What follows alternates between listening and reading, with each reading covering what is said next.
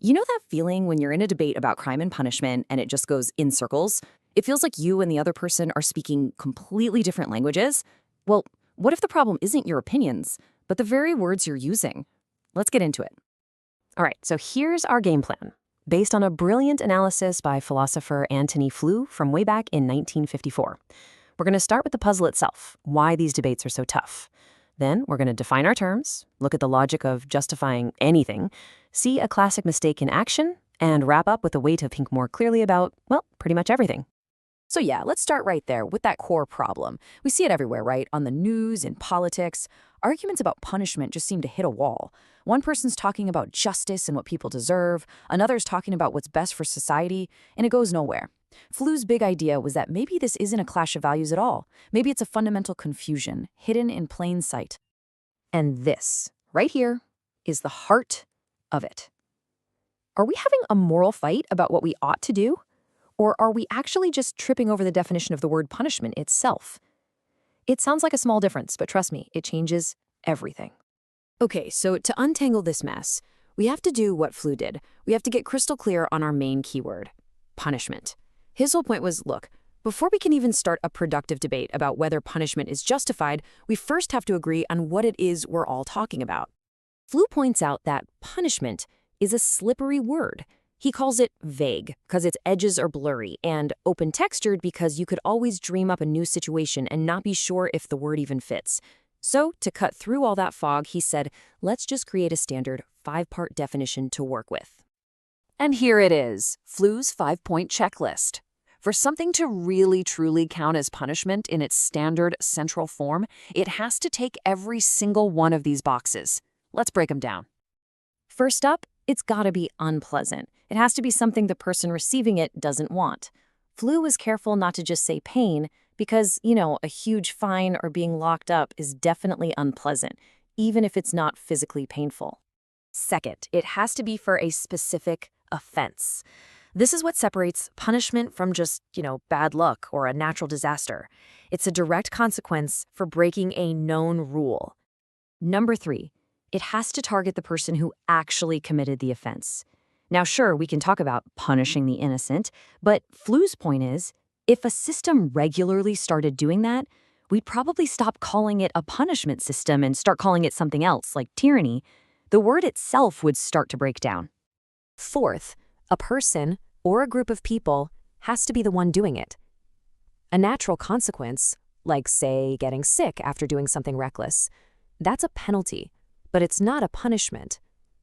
The only way it would be, Flew says, is if you believe a divine being, a personal God, is actively making you sick as a punishment. And finally, number 5. It has to be carried out by an institution that has the proper authority, a court, a government, maybe a parent.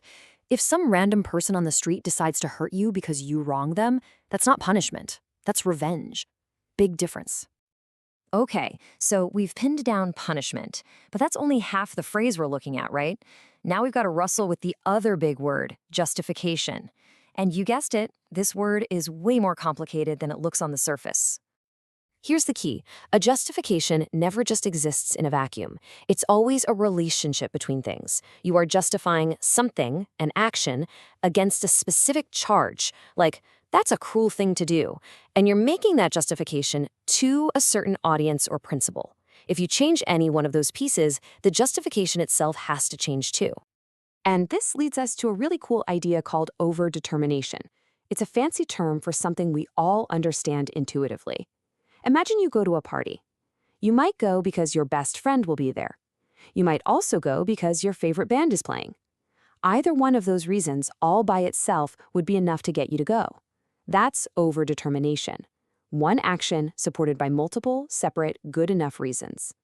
Think about a law against murder. We can justify that law in a couple of completely different ways. A utilitarian could say, yep, it's justified because it makes society safer and happier for the most people. Great outcome. A retributivist could say, yep, it's justified because people who murdered deserve to suffer for what they did.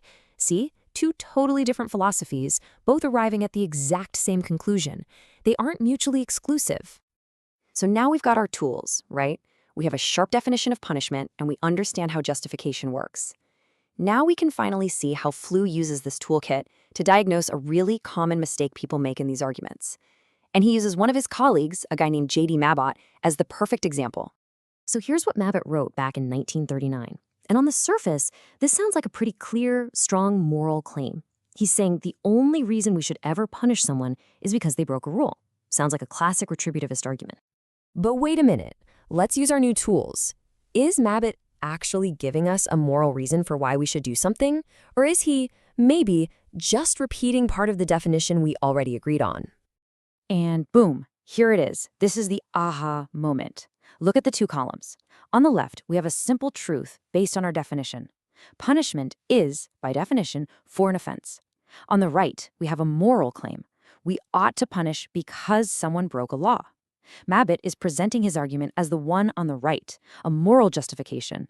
But what Flew shows us is that it's actually just the one on the left, in disguise. So here's the bottom line. When someone asks the moral question, why should we punish this person, answering, because he broke the law, doesn't actually answer the moral part of the question at all. All it does is confirm that, yes, this situation fits the definition of punishment. It's a verbal trick. You can't justify something just by restating its definition. So what's the point of all this? Well, it gives us a powerful set of tools to step back from the heat of an argument and see what's really going on underneath. This kind of analysis isn't just an academic game. It helps us have smarter, more productive conversations in the real world. So, what are the big takeaways here? First, that our words are never neutral. Their definitions secretly guide our arguments. Second, we should always be asking ourselves, is what I'm hearing a real moral argument, or is it just a definitional point dressed up to look like one? Third, maybe we don't need a single grand theory of everything for punishment. And finally, the big one, clearer language simply leads to clearer thinking. And that's really what it all comes down to. This analysis doesn't tell you what to believe about punishment. It's not about picking a side. It's about giving us a better method. It helps us ask sharper, more precise questions. And asking the right questions is always the first step toward finding a good answer. So I'll leave you with this to think about. We've seen how powerful this is for the debate on punishment. But what about all the other big, messy, circular arguments we have? About words like freedom, justice, or fairness? What other unsolvable problems might start to look a little more solvable if we just took a moment to define our terms?